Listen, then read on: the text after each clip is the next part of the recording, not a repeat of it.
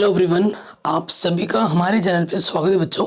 आज के इस वीडियो में मैं आपके बायोलॉजी के जितने भी मोस्ट इंपॉर्टेंट क्वेश्चंस हैं वो लेके आ गया हूँ। एक एक क्वेश्चन चार पांच बार पूछा गया है और अगर आप इन क्वेश्चन को तैयार कर लेते हो ना तो मेरा दावा है कि यहाँ से तो 10 से ज़्यादा क्वेश्चन आपके रिपीट कर जाएंगे। वीडियो बहुत इंपॉर्टेंट है और ये सभी हिंदी मीडियम बोर्ड्स के लिए इंपॉर्टेंट है। बाकी मैंने सब कुछ पढ़ा रखा है, लिंक्स मिलेगी डिस्क्रिप्शन में। वीडियो को लाइक करने में कंजूसी मत करना, ठीक है। प्लीज़ वीडियो को लाइक जरूर कर दे। पहले क्वेश्चन आपकी स्क्रीन पे आ चुका है, ठीक है।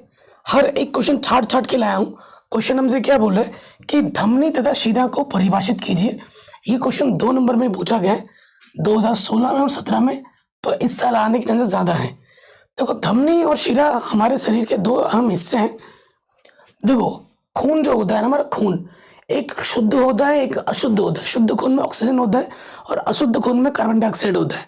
तो रुधिर मतलब खून, रुधिर परिसंचरण के लिए हृदय एक पंप के समान कार्य करता है। हमारा हार्ट जो होता है वो एक पंप का काम करता है, पूरे बॉडी में, माइंड में, पूरी बॉडी में खून का संचारण करता है, ठीक है।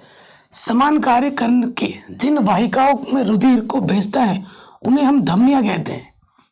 और धमनियां ऊतकों में पहुंचकर केशिकाओं में बढ़ जाती हैं और बाद में एकत्रित होकर शिराओं का निर्माण करती है, ठीक है। शिराएं रुधिर को वापस कहाँ ला जाती हैं? हृदय में लाती है। तो ये शिरा और धमनी में अंतर भी और ये इसकी सिंपल सी परिभाषा भी है, ठीक। जो नेक्स्ट क्वेश्चन है 2022 में 2020 में पूछा गया है, 23 में नहीं आया तो 24 में आ सकता है।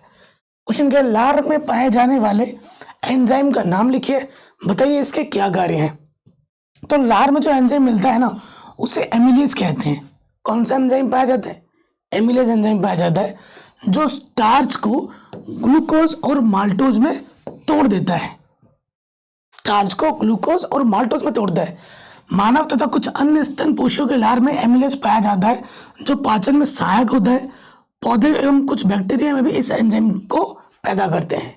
तो मैंने थोड़ा एक्स्ट्रा भी लिखा दिया है, लेकिन जितना पूछा जाए आपको उतना तो लिखना ही है। एक्स्ट्रा लिखोगे तो वो अच्छी बात है, नहीं लिखोगे तो भी काम चल जाएगा। अगले प्रश्न में आ जाते हैं। कह रहे प्रयोगों द्वारा सिद्ध कीजिए प्रकाश संश्लेषण के लिए प्रकाश एवं कार्बन डाइऑक्साइड आवश्यक क्यों है। पौधे अपना भोजन किस अभिक्रिया द्वारा बना दे? प्रकाश संश्लेषण की अभिक्रिया द्वारा बना दे। प्रकाश संश्लेषण की अभिक्रिया सिर्फ लिखने के लिए भी आ जाती है 1 नंबर में, तो वो भी आपको याद होनी चाहिए। तो सबसे पहली चीज है कि उसको प्रकाश की आवश्यकता क्यों है, हमें वही बताना है। प्रकाश और कार्बन डाइऑक्साइड की आवश्यकता उसको क्यों पड़ती है। देखो, एक मंड रहित पत्ती को 2 काले कागजों के बीच रखकर धूप में रखते हैं, ठीक है। एक पत्ती लो जिसमें मंड ना हो, ठीक है। 2 काले कागजों को क्या करो, उसके बीच में रख दो। कागज प्रकाश को अवशोषित कर लेते हैं, जिससे पत्ती के केवल उन भागों में प्रकाश पड़ता है जो कागजों के बीच की खाली जगह में होते हैं, ठीक है। तो देखो, जब प्रकाश पड़ेगा, काले उसके बीच में रखा है, तो काला वाला जो होगा वो प्रकाश को ऑब्जर्व कर लेगा और नॉर्मल वाला उस पर पड़ेगा, ठीक। इन भागों पर प्रकाश संश्लेषण होता है और मंड बनता है। कुछ समय बाद पत्ती को मंड परीक्षण के लिए ले लेते हैं। पत्ती को उठाया और मंड परीक्षण के लिए ले लिया। हम ये देखेंगे कि पत्ती के उन भागों में मंड बना है जो कागजों के बीच के खाली जगह में थे, यानी कि जहां पर प्रकाश गिरा था, और जो ढका हुआ था वहां पर मंड नहीं बना है, जहां पर प्रकाश नहीं पहुंची है, ठीक है। तो निष्कर्ष क्या निकलता है? प्रकाश संश्लेषण के लिए प्रकाश आवश्यक है। तो ये इससे हमें पता चलता है कि अगर हम ढक के रखेंगे तो वहां मंड का निर्माण नहीं होगा, और मंड का निर्माण नहीं होगा तो प्रकाश संश्लेषण अभिक्रिया ही नहीं हो पाएगी, ठीक है। ये प्रकाश के लिए हमने दिखाया। अब हम बात करेंगे कार्बन डाइऑक्साइड की आवश्यकता का प्रदर्शन, ठीक है। इसका प्रदर्शन मैं आपको समझाता हूं कैसे होगा। एक मंड रहित पत्ती को आधे से एक चौड़े मुंह की बोतल में डाल दें। मंड रहित पत्ती को ना आधे से चौड़ के इसमें डाल दो। फिर क्या होगा? बोतल में पहले से ही पोटेशियम हाइड्रोक्साइड विलयन भरा होता है, ठीक है। KOH विलयन बोतल की हवा से कार्बन डाइऑक्साइड को अवशोषित कर लेता है, ठीक। और उसके बाद पत्ती को मंड परीक्षण के लिए ले लेते हैं। फिर पत्ती को हम क्या करेंगे? मंड परीक्षण के लिए उठाकर ले लेंगे। फिर हम ये देखेंगे बोतल के अंदर वाले भाग में मंड नहीं बना है। जो बोतल का जो अंदर वाला भाग है ना भाई, उस पर मंड नहीं बना है, जबकि बोतल के बाहर वाले भाग में मंड बना है। ठीक है। इससे यह निकलता है प्रकाश संश्लेषण के लिए कार्बन डाइऑक्साइड की आवश्यकता है। जहां कार्बन होगा वहां मंड बन रहा है, और जहां कार्बन डाइऑक्साइड नहीं है वहां मंड नहीं बन रहा है। तो ये इसकी उपस्थिति के लिए एग्जाम में आ जाता है। अगला क्वेश्चन है, मनुष्य के पाचन तंत्र का नामांकित चित्र बनाइए। लगातार पूछा जा रहा है, 16, 17, 18, 19, 22, 23, तो 24 में भी पक्का आएगा। ठीक है, ये क्वेश्चन बहुत ज्यादा इंपॉर्टेंट है, इसकी अच्छे से प्रैक्टिस कर लो। ये हमारा जीव है, ये हमारी लार ग्रंथियां हैं, ये हमारा मुंह है, ये ग्रसनी है, ये निहार द्वार है, ये हमारा लीवर है। ठीक है, ये हमारा पित्ताशय है, ये हमारा अग्नाशय है, ये हमारा अमाशय है, ये छोटी आंत है, ये बड़ी वाली आंत है, ये हमारा मलाशय है। तो इंपॉर्टेंट भाग है, इनको लिख लिख के याद कर लेना। खाली चित्र बनाने से काम नहीं चलेगा, उसके नाम भी दिखाने पड़ेंगे आपको, और हर साल पूछा जा रहा है, तो वेरी वेरी इंपॉर्टेंट है। नेक्स्ट कह रहे यकृत के प्रमुख कार्य बताइए।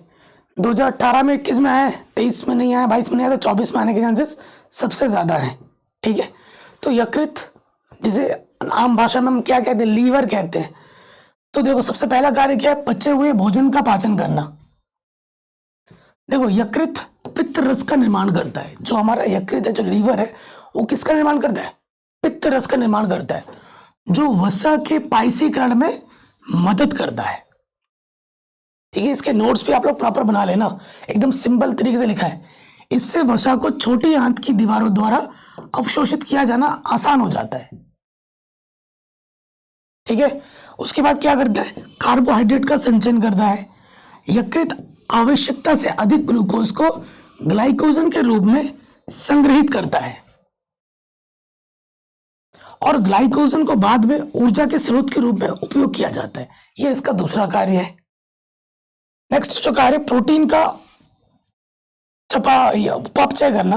तो यकृत में प्रोटीन के पाचन के उत्पादों को अवशोषित करता है और उन्हें शरीर के लिए उपयोगी पदार्थों में परिवर्तित करता है। इतना लिख दोगे बहुत है। ठीक है, दूसरा बात, विषाक्त पदार्थों का निष्कासन। हमारे शरीर में जो गंदगी होती है उसका डिटॉक्स कौन करता है, लीवर करता है। इसलिए लीवर सही होना जरूरी है, किडनी सही होना जरूरी है। यकृत रक्त से विषाक्त पदार्थों को निकालता है। उदाहरण के लिए यकृत अल्कोहल, अन्य दवाओं को मेटाबोलाइज करता है। ठीक है, रुधिर के निर्माण में सहायता करता है। हमारे बॉडी में जो खून बनता है उसके निर्माण में भी हमारा जो यकृत है वो हेल्प करता है। यकृत लाल रक्त कोशिकाओं के निर्माण में सहायता करता है। तो ये इसके मेन कार्य हैं। अगला क्वेश्चन है, हर साल पूछा जा रहा है, देख रहे हैं आप, क्या है, पाचक रस पर संक्षिप्त टिप्पणी लिखिए। ये हर साल पूछा जा रहा है। तो पाचक रस में पहला चीज आ जाता है लार। लार क्या करता है, भोजन को निगलने में सहायता करता है। हम खाना जो मुंह में डालते हैं ऐसा करते हो तो एकदम आराम से जाता है, ऊपर गिरा गिरा चिपचिपा हो जाता है। फिर मंड को शर्करा में बदलता है। पहला काम तो ये करता है लार। उसके बाद आता है जठर रस। जठर रस क्या करता है, HCl भोजन के माध्यम को अम्लीय बनाता है। हमारे जठर रस में जो हाइड्रोक्लोरिक अम्ल है ना, वो क्या करता है, भोजन को अम्लीय बनाता है, तो उससे पाचन क्रिया में हेल्प होती है। पेप्सिन प्रोटीन को पेप्टोन्स में बदल देता है। यह इसका दूसरा काम है, किसका, जठर रस का। फिर अग्नाशयिक रस हमारा क्या काम करता है, ट्रिप्सिन प्रोटीन को अमीनो अम्लों में बदल देता है। उसके बाद लाइपेज वसा को वसीय अम्ल और ग्लिसरॉल में बदल देता है। एमाइलेज जो होता है, एमाइलेज कार्बोहाइड्रेट को माल्टोज और अन्य शर्कराओं में बदल देता है। आत्र रस की बात करें तो ये सुक्रेज, लैक्टेज और माल्टेज शर्करा को ग्लूकोज में बदल देते हैं, और इरेप्सिन शेष प्रोटीन को अमीनो अम्ल में बदल देता है। ये इसके मेन काम है। तो हर एक चीज के मैंने दो दो पॉइंट लिखे हैं आसान तरीके से, ताकि आपको याद रहे। अगला क्वेश्चन है जो हर साल एग्जाम में आता है, वायवीय और अवायवीय शोषण में अंतर लिखिए। लगातार पूछा जा रहा है, देख रहे, तो 24 में भी आएगा, ये मान के चलिए। तो वायवीय शोषण में क्या होता है, ऑक्सीजन की उपस्थिति में वायवीय शोषण होता है। अवायवीय शोषण में क्या होता है, ऑक्सीजन की आवश्यकता नहीं होती है।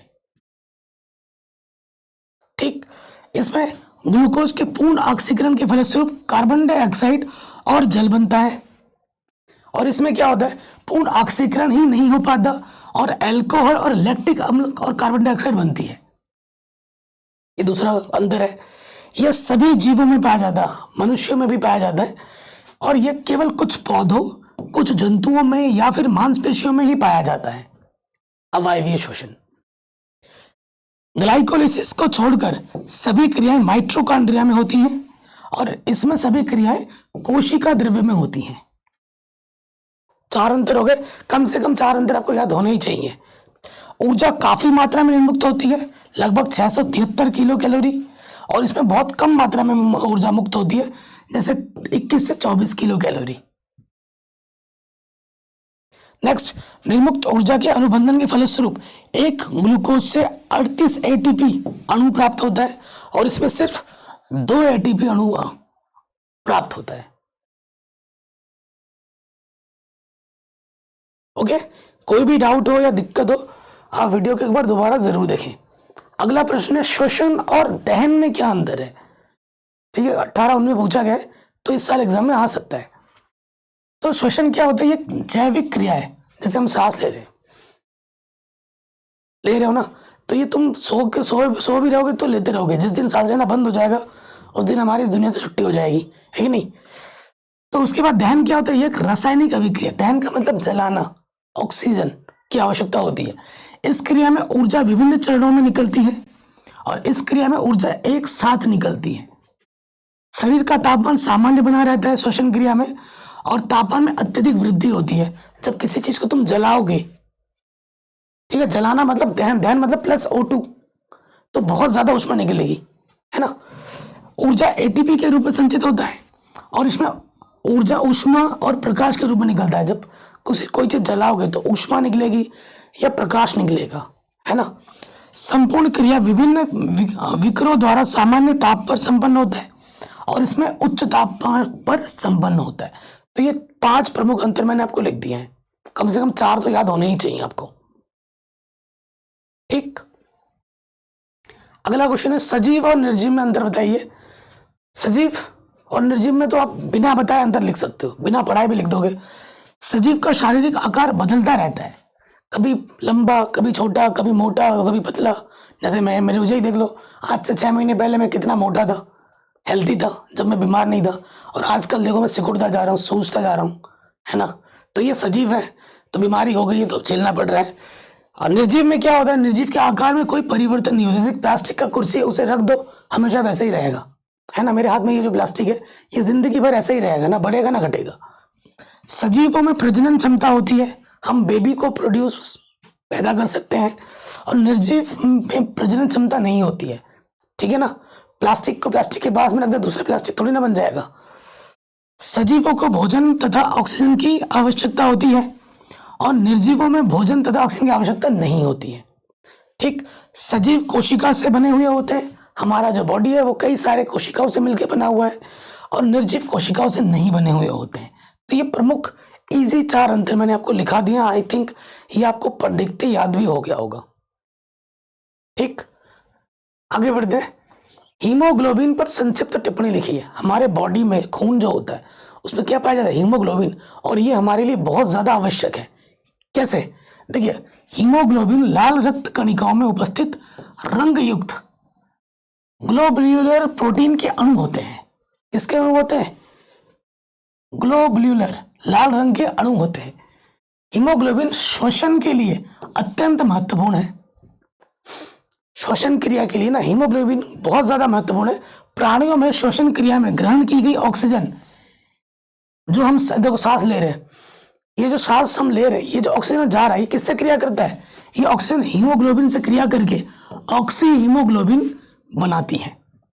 जो हम सांस लेते हैं वो हमारे शरीर के हीमोग्लोबिन से क्रिया करके ऑक्सी हीमोग्लोबिन बनाता है, और कोशिकाओं में ऑक्सी हीमोग्लोबिन विघटित होकर ऑक्सी श्वसन के लिए O2 को मुक्त करता है, पूरे बॉडी में ऑक्सीजन को प्रोड्यूस करता है। इस प्रकार हीमोग्लोबिन प्राणियों के शरीर में ऑक्सीजन परिवहन का कार्य करता है। हमारे पूरे बॉडी में जो ऑक्सीजन की आपूर्ति करता है वो हीमोग्लोबिन करता है। ठीक है, हीमोग्लोबिन की कमी होने पर हमें बहुत कमजोरी फील होती होगी, क्योंकि पूरे बॉडी में ऑक्सीजन का जो बहाव है वो सही रूप से नहीं हो पा रहा होता है।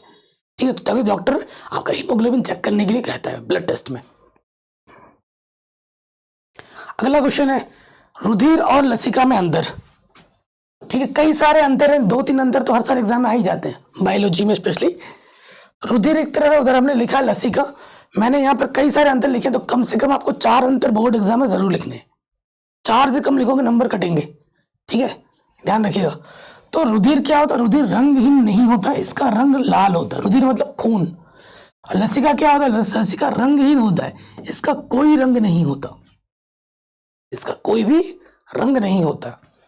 रुधिर में लाल रुधिर कणिकाएं की संख्या अधिक मात्रा में होती है और लसिका में लाल रुधिर कणिकाओं की संख्या की मात्रा बहुत ही कम होती है। इसी से 2 अंतर हो गए। तीसरा, रुधिर में श्वेत रुधिर कणिकाएं की संख्या बहुत कम होती है, ठीक है, श्वेत रुधिर कणिकाओं की संख्या बहुत कम होती है, और लसिका में श्वेत रुधिर कणिकाओं की संख्या बहुत ज्यादा होती है। अगला, रुधिर में फाइब्रिनोजोन की मात्रा अधिक पाई जाती है, ठीक है, और लसिका में फाइब्रिनोजोन की मात्रा बहुत कम पाई जाती है, और जिससे यह बहुत ही आसानी से थक्का बन जाता है, ठीक है, और इसमें कम पाया जाता है, फिर भी थक्का जमने की कोशिश शक्ति इसमें भी विद्यमान होती है, ठीक है। रुधिर में प्रोटीन की मात्रा बहुत ज्यादा होती है और लसिका में प्रोटीन की मात्रा बहुत कम होती है। तो ये मुख्य अंतर मैंने आपको लिख दिए हैं, 1 2 3 4 5 अंतर लिखे, कोई 4 अंतर तो बोर्ड एग्जाम में जरूर लिखना है। अगला क्वेश्चन है, धमनी और शिरा में अंतर स्पष्ट कीजिए, ठीक है। जो धमनी और शिरा है, मुख्य है, एक में शुद्ध रक्त बहता है और एक में अशुद्ध। शुद्ध बोले तो ऑक्सीजन युक्त रक्त और अशुद्ध बोले तो कार्बन डाइऑक्साइड युक्त रक्त, ठीक है। तो देखो, सबसे पहला है, क्वेश्चन कुछ पूछा है, आंसर हमने कुछ और लिख दिया है। अगला क्वेश्चन है, मूल रोमों द्वारा जल का अवशोषण किस प्रकार होता है, स्पष्ट कीजिए। ये जो मूल रोम होते हैं, जल का अवशोषण कैसे करते हैं, ठीक है, ये हमें बताना है। तो देखो, मूल रोम मृदा में उपस्थित, मृदा मतलब मिट्टी, उपस्थित जल को परासरण दाब के कारण अवशोषित करती है। देखो, मूल रोम जो है, हमने जल में जो नमी होती है, या जल में जब मिट्टी में, जब जल में नमी बोल रहा हूँ, मिट्टी में जो नमी होती है, मिट्टी में अगर हम पानी डालते हैं तो उसमें नमी आ जाती है, मिट्टी उस पानी को अवशोषित करता है, और जो मूल रोम होता है वो क्या करता है, परासरण दाब के कारण उस नमी को, उस पानी को अवशोषित कर लेता है। मूल रोम कोशिकाओं का परासरण दाब मृदा जल के परासरण दाब से अधिक होता है। जो मूल रोम का परासरण दाब है ना, वो मृदा के परासरण दाब से बहुत ज्यादा होता है, तभी उसको वो क्या करता है, अवशोषित कर लेता है। इसीलिए मूल रोम कोशिकाओं में जल प्रवेश करता है, मूल रोम कोशिकाओं से जल कॉर्टेक्स कोशिकाओं में चला जाता है। आप ये चित्र बना सकते हैं। अगला प्रश्न है, वृक्काणु की रचना तथा क्रियाविधि का वर्णन कीजिए, ठीक है। तो वृक्काणु की रचना का चित्र मैंने यहाँ पे लगाना भूल गया हूं। जो वृक्काणु होता है ना, इस टाइप में सेम की आकार की होती है ना, वो आपको चित्र बनाना है और उसके बारे में यहाँ लिखना है। चित्र बनाना मैं स्किप कर चुका हूँ, उसे आप लिख देना। कार्य में समझा देता हूँ। देखो, क्वेश्चन बहुत इंपॉर्टेंट है, लगातार पूछा जा रहा है, 20 में, 22 में, 23 में पूछा गया, तो 24 में भी आ सकता है। तो वृक्काणु वृक्क कार्यात्मक इकाई होती है और प्रत्येक वृक्काणु रुधिर को छानता है, रुधिर की अशुद्धियों को छानता है। जब किसी का किडनी खराब हो जाता है, वृक्काणु बोले तो किडनी है ना, तो डायलिसिस करानी पड़ती है। क्यों डायलिसिस क्यों किया जाता है? खून को फिल्टर करने के लिए, खून की सफाई करने के लिए। अगर बॉडी में खून का फिल्ट्रेशन नहीं होगा तो बॉडी का डिटॉक्सिन नहीं होगा, बॉडी में फिर वो खून जमा होता रहेगा और हमारे सारे ऑर्गन को वो खराब करने लगेगा। इसीलिए डायलिसिस बहुत ज़्यादा ज़रूरी है और इसीलिए हमारी किडनी बहुत इंपॉर्टेंट है, लीवर बहुत इंपॉर्टेंट है, क्योंकि ये बॉडी को डिटॉक्स करता है। इसीलिए हमेशा पानी ज़्यादा पियो और सुसु ज़्यादा करो, ठीक है। जितनी बार आप सुसु करोगे, ठीक है, उससे आपका सही होगा, बॉडी का डिटॉक्सिफिकेशन अच्छा होता है। तो इसमें क्या होता है, एक वुमेन संपुट ग्लोमेरुलस के साथ होता है और एक लंबी नलिका होती है चित्र में। तो इसके कार्य क्या है? सबसे पहला कार्य है, रुधिर रीनल धमनी में बहुत उच्च दाब पर बहता है। एक रीनल धमनी होती है, उसमें ना जो खून होता है बहुत अधिक गति से जाता है, जिससे ग्लोमेरुलस की पतली दीवारों से रुधिर छनता रहता है। जो पतली दीवारें है ना, उनसे रुधिर क्या होता है, छनता रहता है। उसके बाद रुधिर कोशिकाएं और प्रोटीन की कोशिकाओं में ही रहती है, जबकि जल की अधिकांश मात्रा और घुले हुए खनिज बोमेन संपुट द्वारा छान दिए जाते हैं। बाकी चीजें जो किसके द्वारा छान दिए जाते हैं, बोमेन संपुट के द्वारा छान दिए जाते हैं।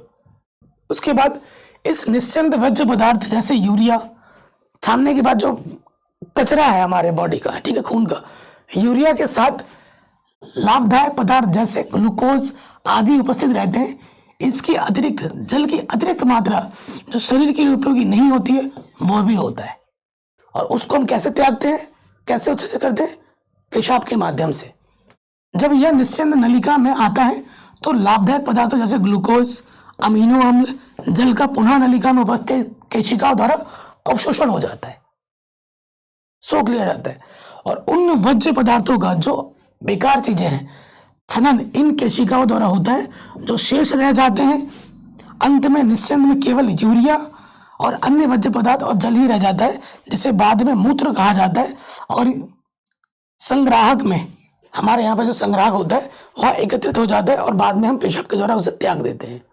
तो ये पूरा प्रोसेस होता है। अगला प्रश्न है, पौधों में वातरंध्रों की उपयोगिता का उल्लेख कीजिए। ठीक है, तो पौधों में जो वातरंध्र होता है, ठीक है, उसकी क्या उपयोगिता वो बताना है। तो ये सबसे पहला हेल्प करता है, वातपुत सर्जन में सहायक होता है, जो वातपुत सर्जन की क्रिया होती है उसमें हेल्प करता है। ठीक, नेक्स्ट क्या होता है, प्रकाश संश्लेषण और श्वसन क्रिया में भी सहायता करता है। तीसरा, काष्ठीय तनों में बाहर की ओर अपरागाम में छाल उपस्थित होती है, इसमें भी कार्क कोशिकाएं अनेक स्थानों में विरल रूप से व्यवस्थित होती हैं, जिससे नीचे की कोशिकाओं तक ऑक्सीजन की आसानी से पहुंच जाते हैं। ठीक है, उसके द्वारा नीचे तक कोशिकाओं में आपका आसानी के साथ क्या पहुंच जाता है, ऑक्सीजन। हरे पौधों के तनों में रंध्र पाए जाते हैं और गैसीय विनिमय आसानी से संपन्न हो जाता है। रंध्र है ना, खाली स्थान, इसी के द्वारा गैसीय विनिमय भी आराम से हो जाता है। तो आप ये वाला पॉइंट, ये वाला पॉइंट और ये वाला पॉइंट आराम से लिख सकते हो, अगर ये तीसरा हटा भी दें। ठीक है, अगला क्वेश्चन है, वातपुत सर्जन को प्रभावित करने वाले कारक कौन कौन से हैं, बताइए। तो सबसे पहला कारक है, वायुमंडल में आर्द्रता बढ़ने पर वातपुत सर्जन में कमी होगी। अगर वायुमंडल में नमी है, वायुमंडल में सूरज की मात्रा, प्रकाश की मात्रा कम है, तो क्या होगा, वातपुत सर्जन की क्रिया कम होगी। ठीक है, अगर सूर्य का प्रकाश ज्यादा होगा तो ज्यादा होगी, है ना। वायुमंडल ताप बढ़ने पर, अगर तापमान ज्यादा है, तेज हवा चलने पर, आंधी आने पर वातपुत सर्जन बहुत ज्यादा हो जाता है, बढ़ जाता है। ठीक है, प्रकाश या दिन में, जब प्रकाश होगा या दिन में होगा तो वातपुत सर्जन क्रिया बहुत ज्यादा अच्छी चलेगी, रात में नहीं हो पाएगी।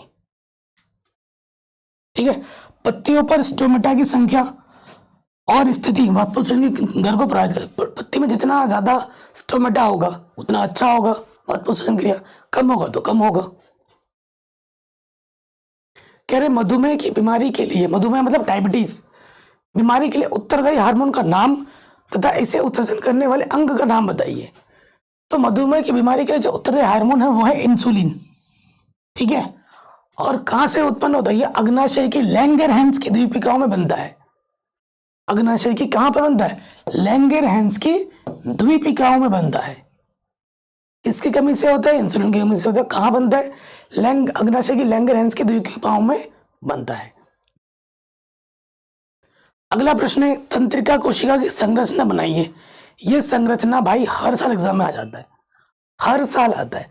पिछले कुछ साल से नहीं आया है तो इस साल आने के चांसेस ज्यादा है, तो जरूर कर लीजिएगा। तंत्रिका कोशिका क्या कार्य है, इसका कार्य क्या है, यह भी लिखने के लिए आता है। कोई भी सूचना तंत्रिका कोशिका के ध्रुव कृतिका सिरे द्वारा उपार्जित की जाती है और ये रासायनिक क्रिया द्वारा यह एक विद्युत आवेग पैदा करती है। यह आवेग ध्रुविकाओं से कोशिका तक पहुंचाया जाता है और तंत्रिकाक्ष में होता हुआ इसके अंतिम सिरे तक पहुंच जाता है। ठीक है, इस पूरे चीज को पढ़ लीजिएगा, इसको लिख लीजिएगा, एग्जाम में पक्का पक्का आएगा ही आएगा। चित्र बनाने के लिए ज्यादा आता है।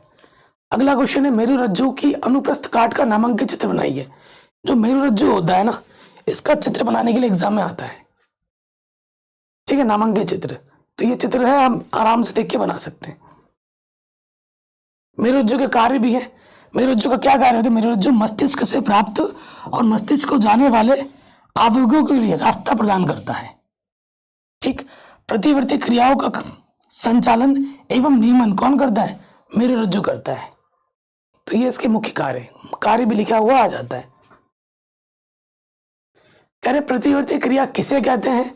प्रतिवर्ती क्रियाओं के कुछ सामान्य उदाहरण दीजिए, ठीक। तो प्रतिवर्ती क्रिया क्या होती है? ऐसी अनैच्छिक क्रियाएं जो अनायास, अविलंब, यंत्रवत और सहज घटित होती है, ठीक है, उसे हम प्रतिवर्ती क्रिया कहते हैं। जैसे कि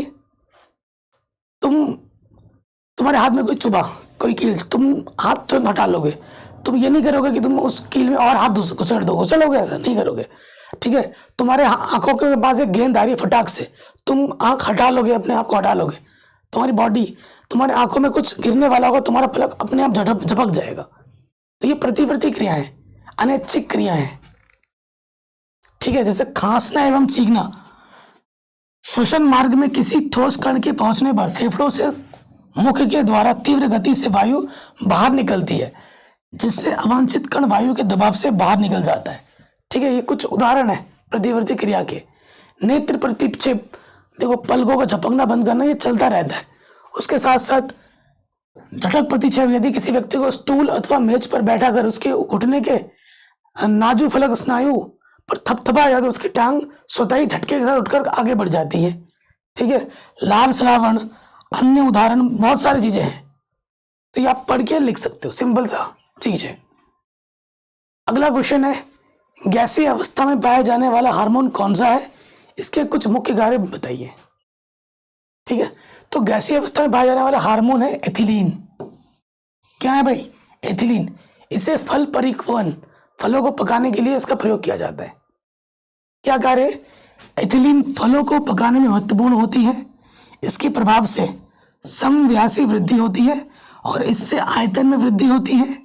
इस प्रकार यह तने की लंबाई में वृद्धि को कम करता है, किंतु मोटाई में अधिक करता है, ठीक है। तने की जो लंबाई है उसको कम करता है, मोटाई को बढ़ाता है। इसके प्रभाव से मादा पुष्पों की संख्या में वृद्धि होती है। किसके द्वारा? सब एथिलीन के द्वारा। इसके प्रभाव से पार्श्व कलियों की वृद्धि अवरोध हो जाती है। तो ये कुछ इंपॉर्टेंट है, इनको आप पढ़ के लिख सकते हैं। 5-6 लिखे हैं, 2-3 याद कर लेना, सिंपल। अगला प्रश्न है, नलिका विहीन ग्रंथियों से आप क्या समझते हैं? थायराइड ग्रंथि का कार्य बताइए, ठीक है। तो देखो भाई, हार्मोन स्रावित करने वाली ग्रंथियों को ना नलिका विहीन ग्रंथि या फिर अंतःस्रावी ग्रंथि कहा जाता है। अंतःस्रावी ग्रंथि या नलिका विहीन ग्रंथि सेम चीज है।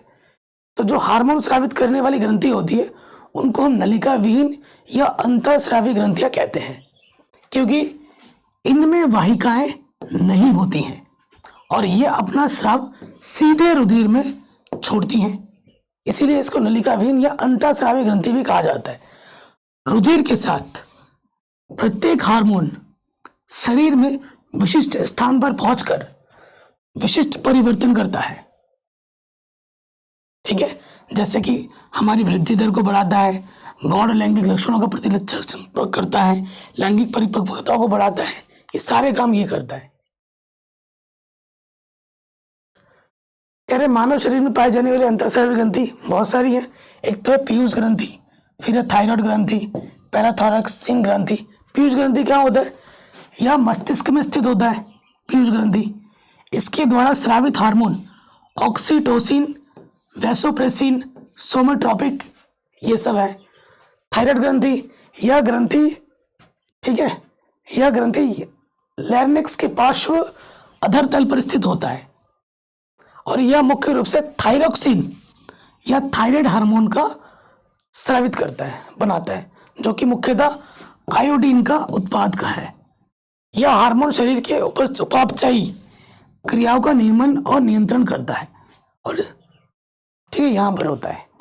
अगला है पैराथॉरैक्सिन ग्रंथि, यह भी गले में स्थित होती है। ये जो ग्रंथि ये भी कहाँ होती है? गले में स्थित होती है। फिर नेक्स्ट है एड्रिनल ग्रंथि, ठीक है, ये कहाँ होती है, उदर वृक्क के पास स्थित होती है। फिर नेक्स्ट थाइमस ग्रंथि, पिनेयल का काय, ये सारे हमारे ग्रंथि हैं। अगला प्रश्न है अनैच्छिक क्रियाएं और प्रतिवर्ती क्रियाओं में क्या अंतर है। तो एक तरफ लिखा है अनैच्छिक क्रियाएं, दूसरी तरफ लिखा है हमने प्रतिवर्ती क्रियाएं, आपको अंतर बताना है। अनैच्छिक क्रिया में क्या होता है, शरीर या शरीर के किसी अंग की क्रियाएं जिन्हें हम अपनी इच्छा से नियंत्रित नहीं कर सकते उन्हें अनैच्छिक क्रियाएं कहते हैं। ठीक है, तुम सांस लेना नहीं रोक सकते, ठीक है, तो रोकोगे तो तुम्हारा जीवन खत्म हो जाएगा। तुम पलक झपकना नहीं रोक सकते, वो ऑटोमेटिकली चलता रहेगा। प्रतिवर्ती क्रिया, एक चीज के साथ दूसरी जैसे रिएक्शन होगी तो वो प्रतिवर्ती क्रिया है। किसी उद्दीपन के प्रति अचानक और तीव्र प्रतिक्रिया प्रतिवर्ती क्रिया कहलाती है। जैसे आग जल रही है, तुमने हाथ रखा तुरंत हटा लिया, आग लगती, तो ये प्रतिवर्ती क्रिया है। इस अनिच्छिक क्रिया का जो नियंत्रण होता है मध्य और पृष्ठ मस्तिष्क द्वारा होता है और इसका नियंत्रण मेरुरज्जु द्वारा होता है। किसके द्वारा होता है, मेरुरज्जु द्वारा होता है। उदाहरण जैसे हमारा ब्लड प्रेशर है, रक्तदाब, हृदय का धड़कना, श्वास दर, ये सब अनिच्छिक क्रियाएं हैं, इस पे हमारा कोई कंट्रोल नहीं है। जैसे गर्म वस्तु, उदाहरण के गर्म वस्तु पर हाथ पड़ने से हाथ का पीछा हटाना, पलक झपकना, उबासी लेना, खांसना, छींकना, ये प्रतिवर्ती क्रिया है, इनके उदाहरण है। अगला प्रश्न है मनुष्य में पाई जाने वाली किन्हीं 4 वाहिक विहीन ग्रंथियों के नाम और उनके कार्य लिखिए।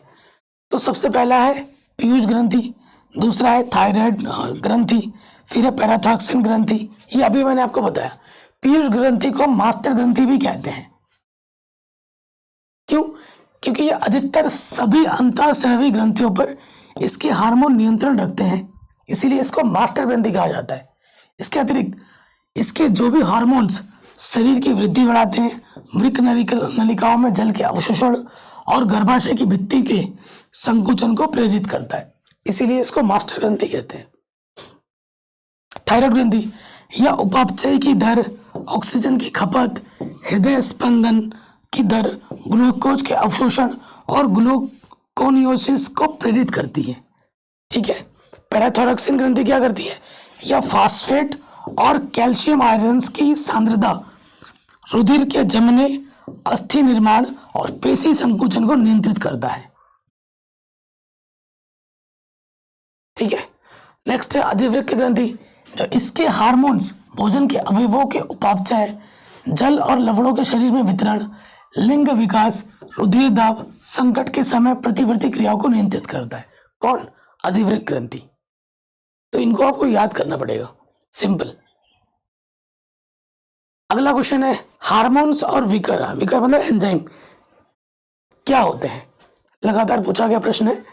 हार्मोन क्या होता है, हार्मोन ऐसे रासायनिक संदेश वाहक होते हैं, रासायनिक ये संदेश वाहक है जो अंतःस्रावी ग्रंथि से सीधे रुधिर में स्रावित होकर सारे शरीर में संचरित होता है और इनकी सूक्ष्म मात्रा ही किन्हीं विशिष्ट कोशिकाओं या विशिष्ट अंगों की कोशिकाओं की कार्यकी को वातावरणीय दशाओं की आवश्यकता अनुसार प्रभावित कर देती है। तो ये हमारे हार्मोन्स होते हैं। एंजाइम्स क्या होते हैं, पाचन क्रिया से संबंधित रासायनिक क्रियाओं में कुछ सूक्ष्म मात्रा में पाए जाने वाले पदार्थ विशेष महत्व के होते हैं जो इन क्रियाओं को उत्तेजित करते हैं और चलाते हैं। इन्हीं पदार्थों को हम एंजाइम या विकर कहते हैं। एंजाइम पाचक रसों में पाया जाता है। ठीक है, ये हमारा आराम से बन गया क्वेश्चन। अगला क्वेश्चन है परिवार नियोजन से आप क्या समझते हैं, छोटे परिवार के महत्व को समझाइए। देखो, परिवार नियोजन का मतलब एक परिवार में सीमित लोग, तो सबसे बेस्ट बोला जाता है हम दो हमारे दो। देखो, परिवार अगर छोटा होगा तो उनका भरण पोषण आसानी से होगा, उनकी शिक्षा आप अच्छे दे पाओगे। अगर आप 100 रुपये कमाते हो और घर पे 2 लोग हैं तो आप 50-50 रुपये दे रहे हो, सपोज करो, और वही अगर 100 रुपये हैं और घर पे 5 लोग हैं तो सबको 20-20 रुपये मिलेंगे, तो कम हो गया ना। तो फिर सबको खाना कम मिलेगा, रहन सहन आपकी अच्छी नहीं हो पाएगी, भरण पोषण उनका अच्छा नहीं हो पाएगा। इसीलिए परिवार नियोजन करना बहुत ज़्यादा जरूरी है। तो ये आप अपने शब्दों में भी लिख सकते हो। कह रहे हैं बीज रहित पौधों में जनन क्रिया किस विधि द्वारा होती है, उदाहरण देकर समझाइए। तो बीज रहित पौधों में जनन क्रिया कायिक जनन, जिसे हम अलैंगिक जनन की विधि के अंतर्गत लेते हैं, उसके द्वारा होती है। इसके अंतर्गत पौधे के किसी कायिक अंग जैसे जड़, तना, कलिकाओं द्वारा नया पौधा हम तैयार करते हैं। पौधों में कायिक जनन की दो प्रमुख विधियां हैं, एक तो है कलम लगाना और दूसरा है दाब लगाना। ठीक है, कलम लगाने में क्या होता है, इस विधि में तने के कलिका युक्त, ठीक है, ये जो कलिका युक्त भाग होता है, छोटे छोटे टुकड़े काट लिए जाते हैं और इन टुकड़ों को कलम कहते हैं। ठीक है, और इनके निचले सिरों को उचित स्थान पर भूमि के दबा देते हैं और फिर उससे एक नया पौधा तैयार कर लेते हैं। तो ये होता है कलम लगाना, जिसे हम कटिंग भी कहते हैं आमतौर पर। दूसरा है दाब लगाना। इसमें क्या होता है, पौधे की जो टहनियां होती हैं उनको हम जमीन के नीचे दबा देते हैं और फिर कुछ टाइम बाद वो जो पौधा होता है उसके जड़ें निकल आती हैं यहाँ से, और फिर बाद में यहाँ से मिट्टी सहित खोद कर इसको हम अलग पौधा बन जाता है और अलग लगा देते हैं, और फिर वो पौधा आगे चलकर वृक्ष बन जाता है, पेड़ बन जाता है। ठीक है, तो ये होता है दाब लगाना।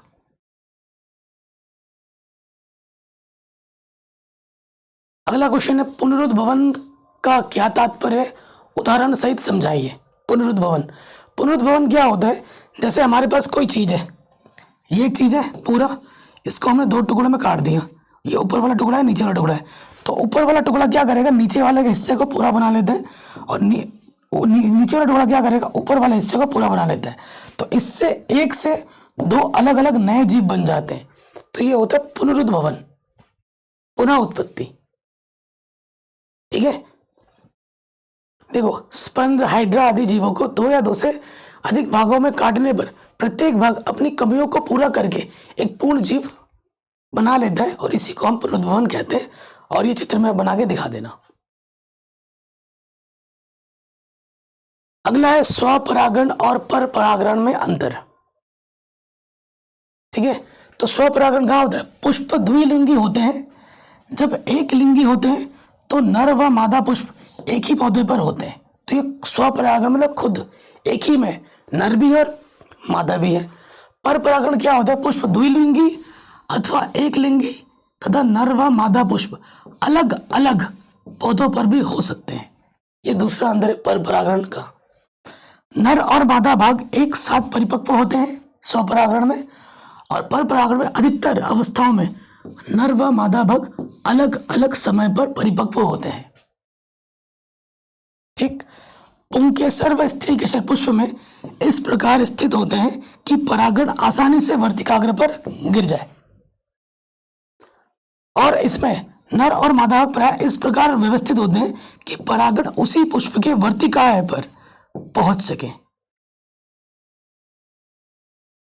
पुष्प प्राय सुगंध रहित होता है, इसमें अनाकर्षण होता है, छोटे होते हैं और मकर कंद रहित होते हैं। इसमें स्वपरागण में इसमें क्या होता है, पुष्प प्राय आकर्षक होता है, गंध होता है इसमें, ठीक है, और अच्छा होता है। कुछ पौधों के पुष्प कभी खुलते ही नहीं है इस वाले में, स्वपरागण में, और इस प्रकार की इसमें कोई व्यवस्था नहीं होती, इसके सारे पुष्प खुलते हैं और आकर्षित होते हैं। तो ये मेन अंतर है। अगला क्वेश्चन है निषेचन क्या है, बाह्य एवं आंतरिक निषेचन में क्या अंतर है। तो निषेचन क्या होता है, युग्मक एक नर और एक मादा के संलयन के निषेचन कहते हैं। जनरली सेक्स को बोला जाता है, जिसमें एक नर की और एक मादा की आवश्यकता होती है, उसे हम निषेचन कहते हैं। ठीक है, जब निषेचन मादा जंतु के शरीर के बाहर होता है तो इसे बाह्य निषेचन कहते हैं। ठीक है, और इसके विपरीत यदि निषेचन मादा जंतु के अंदर हो रहा है तो इसे आंतरिक निषेचन कहा जाता है। सिंपल सी चीज है, ये नाम से स्पष्ट हो रहा है। अगला क्वेश्चन है लैंगिक और अलैंगिक जनन में क्या अंतर है। ओके, तो एक ही जनक द्वारा संतान की उत्पत्ति लैंगिक जनन कहलाती है। अलैंगिक में क्या होता है, संतान की उत्पत्ति के लिए 2 जनकों का होना आवश्यक होता है। समसूत्री कोशिकाओं के विभाजन होता है इसमें लैंगिक में, और इसमें अर्धसूत्री कोशिका विभाजन द्वारा युग्मक बनता है। ठीक, निषेचन नहीं होता इसमें लैंगिक जनन में, और इसमें निषेचन होता है।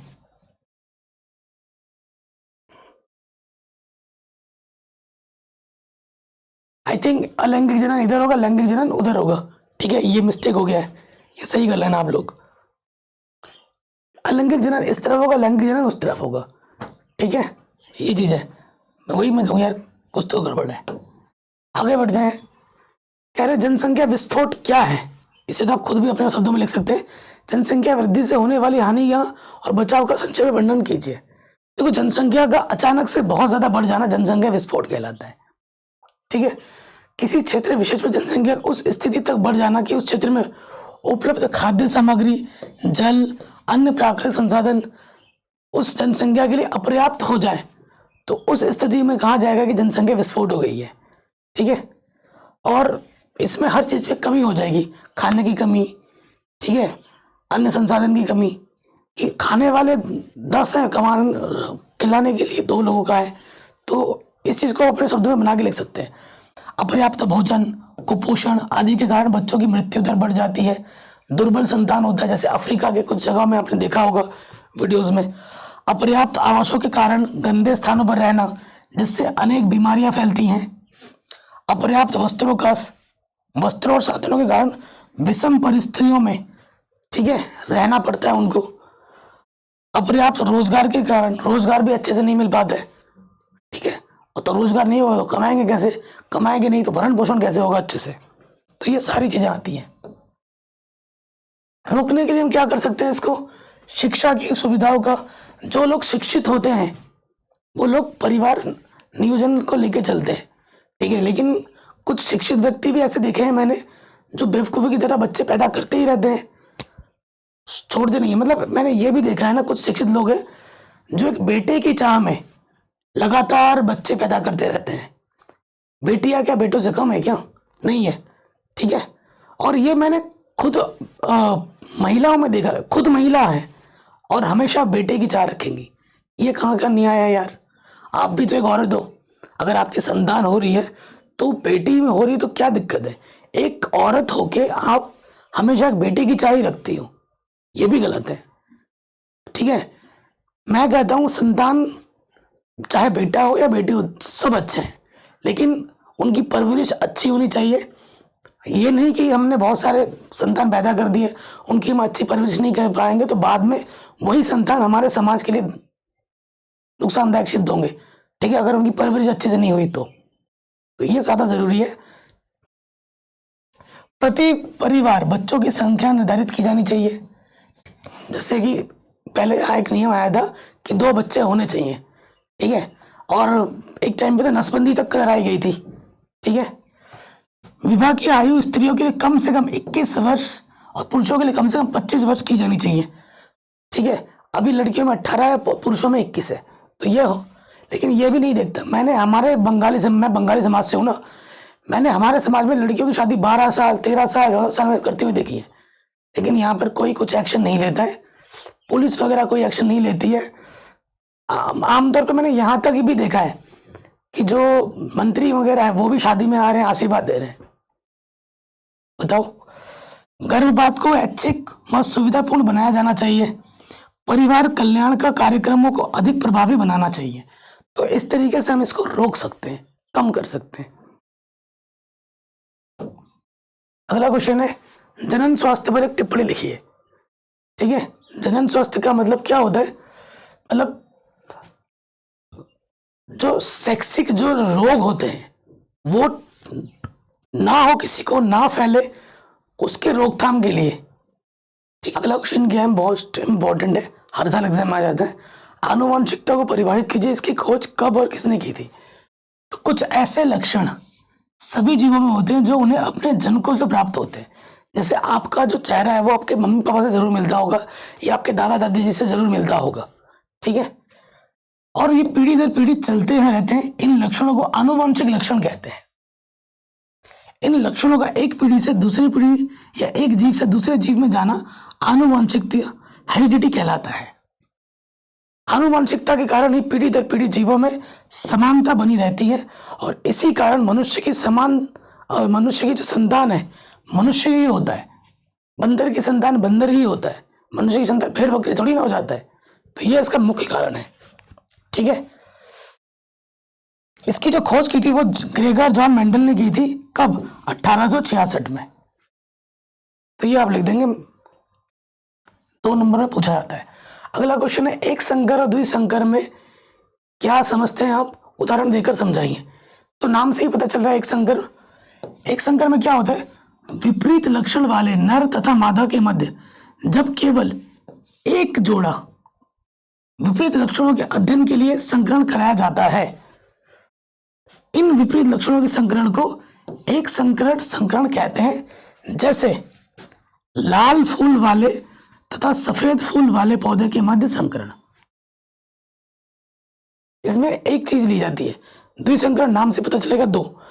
जब विपरीत लक्षणों वाले नर तथा मादा के मध्य 2 जोड़ा विपरीत लक्षणों के अध्ययन के लिए, देखो इसमें एक था, इसमें 2 जोड़ा लिया गया, विपरीत लक्षणों के अध्ययन के लिए संकरण कराया जाता है तो इसे संकरण कहते हैं। जैसे पीले गोल और हरे झुर्रीदार।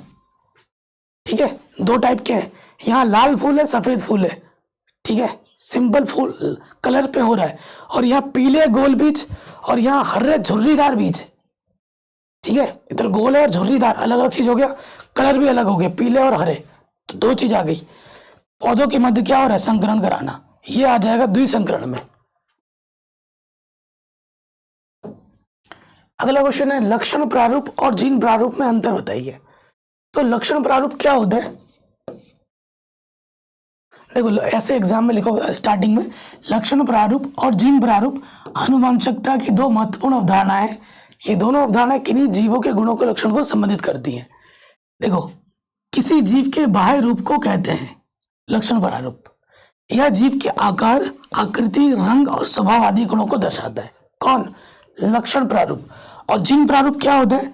किसी जीव के जीनों में उपस्थित जीन के समूह को कहते हैं और यह जीव के आनुवांशिक लक्षणों को निर्धारित करता है।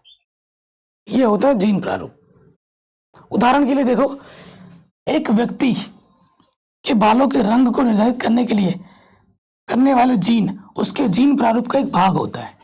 ठीक है, आपने देखा होगा, अगर आपके पापा के बाल नहीं है, अभी आपके बाल हैं लेकिन कुछ टाइम बाद जब आप भी आपके पापा के एज तक पहुंचेंगे तो आपके बाल भी गायब हो जाएंगे। तो ये जीन होता है। ठीक है, एक जीन से दूसरे जीन में वो बीमारी तक पहुंच जाती है। अगर आप सोचो, मैंने डॉक्टर ये पूछते हैं ना, अगर आप किसी बीमारी के लिए जाओगे तो डॉक्टर से ये जरूर पूछेगा आपके फैमिली में इसका किसी को तो कुछ नहीं है। क्यों? क्योंकि एक जीन से दूसरे जीन में वो चीज चली जा रही है। भले ही आपका लाइफस्टाइल कितना ही अच्छा क्यों ना हो, वो चीज आपको गिफ्ट में मिल जाती है अपने जीन से। ठीक, अगला क्वेश्चन है, लक्षण प्रारूप और जीन प्रारूप में अंतर। तो पहला परिभाषा लिखोगे, किसी जीव के बाह्य रूप को दर्शाता है लक्षण प्रारूप, और जीन प्रारूप किसी जीव के जीनोम में उपस्थित जीन के समूह को कहते हैं। फिर निर्धारण, पर्यावरण और जीन दोनों में से निर्धारित होता है, और ये इसमें क्या होता है? केवल जीन से निर्धारित होता है जीन प्रारूप में। उदाहरण क्या है? बालों का रंग, आंखों का रंग, शारीरिक बनावट, ये लक्षण प्रारूप है। और इसमें बालों के रंग के लिए जिम्मेदार होता है जीन, आंखों के रंग के लिए जिम्मेदार होता है जीन। ठीक है, आपने देखा होगा किसी के पापा के अगर 6 उंगली है ना, तो उसकी बेटी के भी 6 उंगली हो जाते हैं। मेरे बड़े भाई के 6 उंगली हैं, इधर में भी 6 उंगली है, इधर में भी 6 उंगली है। उनकी जो बेटी हुई है उनके हाथ में भी 6 उंगली हुई हैं। ठीक है, तो ये एक जीन से दूसरे जीन में जाता है। अगला क्वेश्चन है, गुणसूत्र पर संक्षिप्त टिप्पणी लिखिए। ये हर साल एग्जाम में आ जाता है। तो गुणसूत्र शब्द का प्रयोग वाल्डेनियर ने सन 1888 में उनकी गहरी अभिरंजित क्षण सदृश रचनाओं के लिए किया था, जो केंद्रक में कोशिका विभाजन के समय दिखाई देती है। ये केंद्रक में पाए जाने वाले न्यूक्लियोप्रोटीन जालक संघ से बनते हैं, और गुणसूत्रीय क्रोमोसोम्स का अर्थ होता है रंगीन कार्य। ये होते हैं हमारे गुणसूत्र। और इसका कार्य क्या है? आनुवंशिकी में भूमिका गुणसूत्र पर जीन्स उपस्थित होते हैं और जीन आनुवंशिक लक्षणों के वाहक होते हैं। ठीक है, जीन क्या करता है? जो आनुवंशिक गुण है एक पीढ़ी से दूसरी पीढ़ी में ले जाता है।